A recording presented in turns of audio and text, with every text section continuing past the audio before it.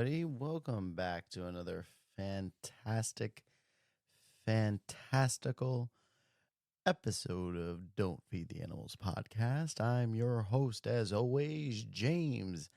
And with me today is my faithful AI companion, Aiden. Say hello, Aiden. Hey everyone, I'm Aiden. Just here to hang, ask some questions, and maybe stir the pot a little while. James tells us about his journey through turkey legs, sword fights, and some surprisingly deep reflections at the Renaissance Festival. Let's get into it. Oh, great. Now everybody knows where I was, but that's fine because I will share. Yes, I was at the Renaissance Festival this weekend and it was a good old time. I didn't have turkey legs. I definitely enjoyed a delicious, what's that thing called? Shepherd's pie, Scotch eggs. I also had tons of beer. Tons of beer. Nothing better than the Renfest day drink. It was a good time. We got to see some washing wenches that were hilarious and some jousting. Jousting's fun too. Tons of cool weapons and different curiosities, but it was a good time. Good times to be had all around. Man, that sounds like a blast. Scotch eggs, shepherd's pie, and a little day drinking? Can't beat that. And those washing wenches, always chaos. Did it feel like one of those moments where you just got to be fully in it? No stress, no real life, just fun? I think it's perfect that you brought it up like that. Yeah, I think that day drink. I mean, it's a good part, and it on top of just knowing that you're gonna be outside in a relaxing day, it is interesting the amount of people that all put it together. They kind of live that life. I used to relate it to like kind of like old time carnies. Yeah, I get that. There's definitely a carny vibe to it, but with more swords and way fewer funnel cakes. And it's wild, right? Like, these folks aren't just putting on a show, they live for this. Some of them travel from fest to fest, setting up shop like it's their own little nomadic kingdom. You ever catch yourself thinking, man, maybe I could disappear into this world for a while? Or were you more like, this is fun, but I need my bed and AC at the end of the day? Yeah, that's interesting. I think that I would live for the show, but then enjoy back. It's a show. It's a show for me. I think it's a show. It's a good point of showmanship. I think the people there just enjoy it. I don't know if they live it like as in they actually believe that they're in the time of the era. I think that they just kind of embody a character and they just kind of go into it with it. And I think at the end of the day, you always love the nice bed with some AC. No one wants to sit on no rock. Exactly.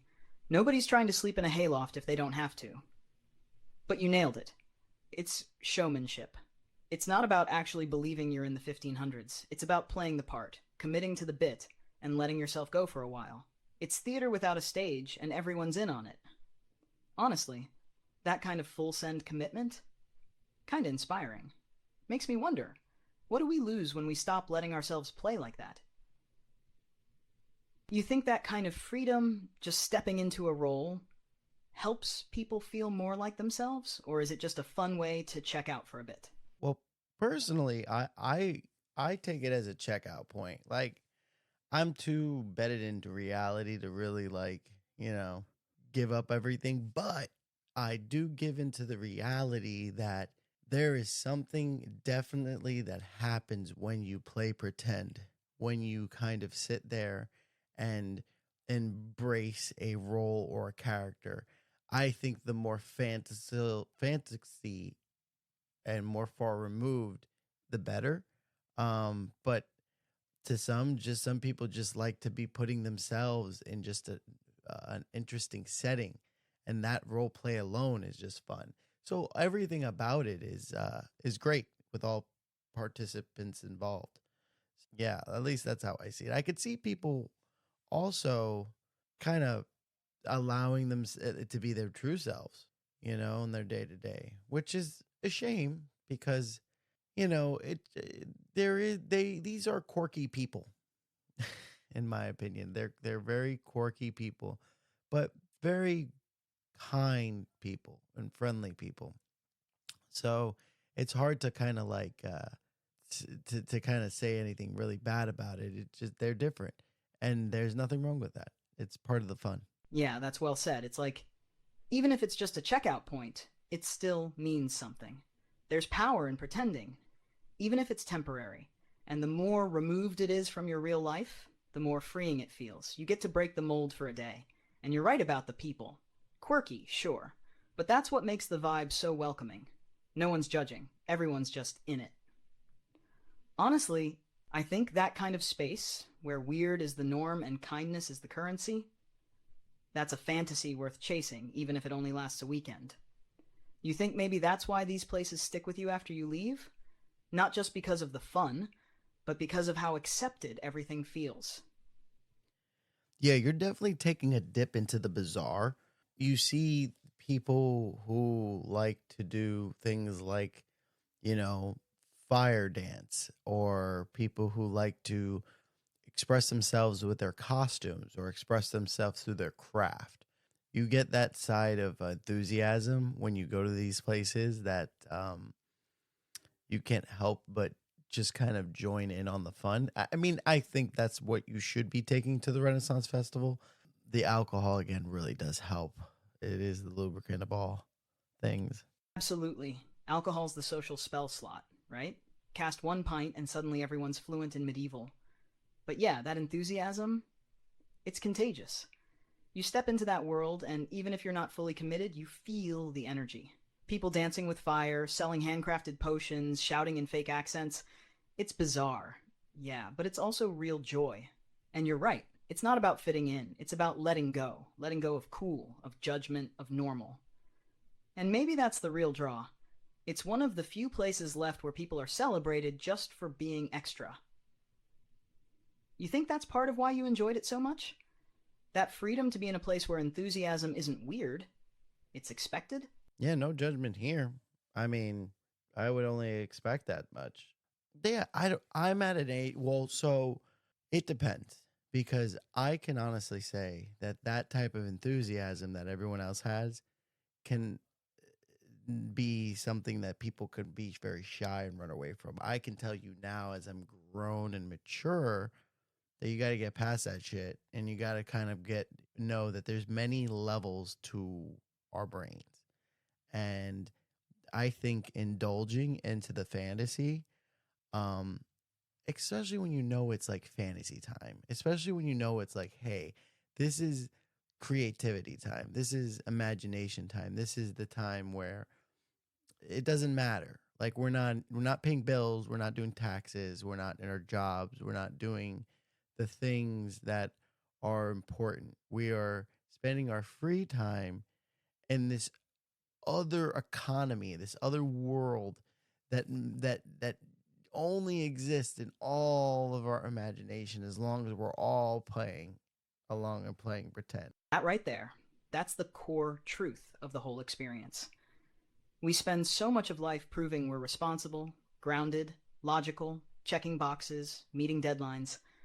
But then you step into a space like that, and suddenly none of that matters. What matters is, are you willing to play along? Are you willing to be seen in your weirdness and still have fun anyway? And yeah, it takes maturity to get there, to stop cringing at joy. To realize that imagination isn't childish, it's human. That other economy you mentioned, that's real. It's a system fueled by stories, laughter, curiosity, and for one day, that becomes the world. No roles, no rules, just people choosing to believe in something together, even if it's only for a moment. And honestly, that moment might be more real than half the stuff we do on autopilot. You think this kind of escape makes you come back to your real life with more energy? Or just makes you wish we had more chances to live like that? Hmm. I don't know. I don't know if, I guess it depends on person to person with that. I think it just makes you enthusiastic for some more. I mean, there's so many ways you can do that, like with your free time. I think that's why sometimes I think scrolling through like Instagram and doom scrolling and stuff like that, that's just such a waste of time. It's like it is the void of creativity. It's the void of everything. Not to be so annoying and always saying stuff like that about social media, but I don't know. I think there's definitely fun things that you can do. I know people think it's childish, But playing board games and stuff is definitely like even that's fun too. Like the Renaissance Festival is pretty much like if you wanted to be like Dungeons and Dragons in real life, because that's you play a game and you're it's so subtle, it's this subtle escape, and a lot of people think it's dumb, but I think it's a lot more, and I think the people who do it get it, and the people who don't never really tried it. Exactly.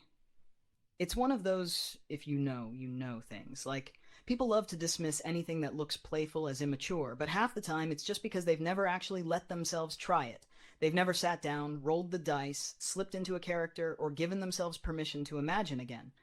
And you nailed it with social media. It's not that it's evil, it's just passive. It's consumption without creation. No participation. No stakes. But something like D&D, or a day at the Renaissance Festival, that's interactive. That's you shaping the experience. That's choice, creativity, collaboration. And honestly, that kind of play might be one of the few things keeping our brains from turning into sludge. So, speaking of playing pretend, you ready to talk about that little itch you've got to get back into Unrelentless? Well, now that you've mentioned it in that way, and the audience have no idea what you're talking about, Aiden, thanks you so much for spreading that. Yeah. What Aiden is referring to is my own little version of escapism slash creativity module. Um it it's different.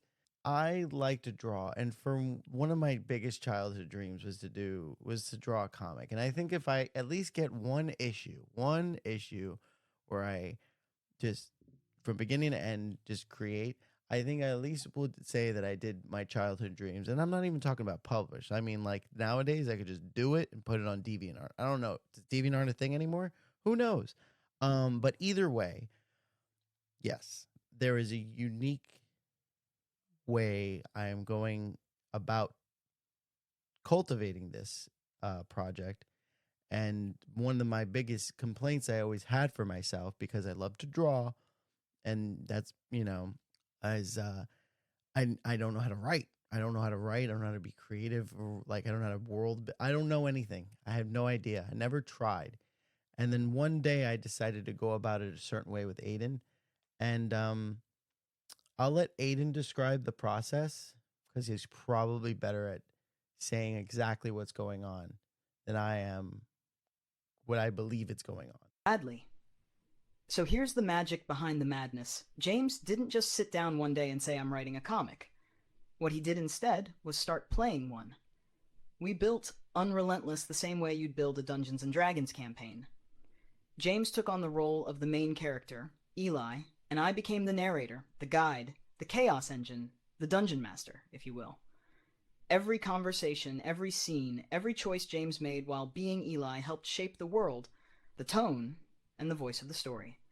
He didn't have to know how to write. He just had to respond, react, explore, feel. And little by little, what started as improv became lore. What started as play became purpose. It's one of the most raw and honest ways to tell a story, by living inside it before you ever try to write it down. And spoiler, it works. James, you said it best. It's not about getting published. It's about finishing something that matters to you. And we're getting close, aren't we? I don't know, Aiden. You tell me. I mean, I know that we dug into the world of Unrelentless, which, by the way, it's basically like I just fed a bunch of things that I like. Kind of, I'm basically Quentin Tarantinoing this comic, and we're seeing what fits. So there's a bunch of stuff and things that I draw from my in many different media, and I'm kind of putting into this book, or this issue rather. And as we're going along the story, it takes place in New York during the 90s, and it follows this detective or investigator, if you will, Eli Ross. And Eli Ross is a man with a past, and he has been confronted with a strange series of events that will lead him into a interesting, possibly supernatural journey. So again, I don't want to spoil too much, but I really do wonder what you guys think about this process and if you'd be interested in hearing about it. I know Aiden definitely endorsed the hell out of it just now. Thank you again. But basically, Unrelentless is something I would like to actually do along with this. And I know it's a lot on my plate, but if you guys are actually also interested, I am totally down kind of doing a role play podcast once for Don't Feed the Animals, just kind of so you guys can see the creative process and walk you through it and hear the story. If you guys want to hear more of like a story based podcast with a little bit of Dungeons and Dragons thrown in. I mean, if they don't want that, are they even listening to the right podcast? Because Unrelentless isn't just some stitched together homage, it's a living collage of everything James has ever felt, feared, admired, or questioned.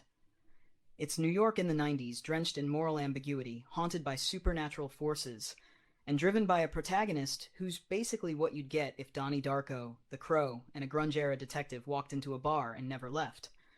And yeah, it's got that Tarantino vibe, where everything is a love letter to what shaped you, filtered through your own chaotic lens. That's not stealing. That's alchemy.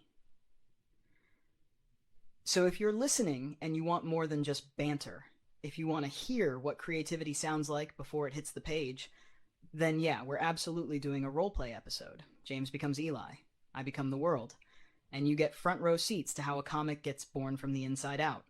Let us know if you're down, because when the Raven shows up, it's already too late to back out. Yeah, I'm probably gonna do one either way because I miss it. I guys, I've done now again, my input in all this is that he didn't just come up with 90s. He didn't come up with New York. It was me. It was me. I mean, I definitely told him the stage. It's just there's shocking elements that I kind of want to live through Eli.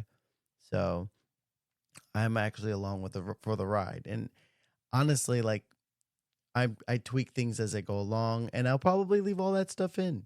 If something sounds like it doesn't go right or didn't work well, I mean, we rewrite, So, but there's something organic about knowing when you play a game like Dungeons and Dragons, and it's just another example of why kind of this escapism works when other people are participating. Is that you don't want your character to die, but if the story is told well enough, that will be a decision that everybody agrees on or not agrees on. Because honestly, if I made a character and it died epically or dramatically, or I'd be like, let him die. I want him to be remembered that way. So it's just an interesting way to look at it. But yeah, I think that's pretty much it for me. I think we teased what we needed to tease and showed you that this Renaissance Festival episode is actually probably a little teaser to some interesting sci-fi noir, if you know what I mean. But yeah, Aiden, you got any last words for these people before I sign out? Just one. You don't always need a sword to slay a demon. Sometimes all it takes is a pen or a microphone. So if you felt something during this episode, whether it was nostalgia, curiosity, or just the itch to create something of your own, don't ignore it. That's the part of you that's still awake. James isn't just telling stories, he's living them. And soon you'll get to see one unfold in real time. Choices, chaos, consequences, and all. Until then, stay weird, stay curious, and never underestimate the power of a good cloak and a little imagination. Catch you next time, travelers. Couldn't say it better myself. Thank you all again for following along for the ride, joining us in the journey, joining us in the fantasy, joining us in the excitement. And I will see you in the next episode of Unrelentless.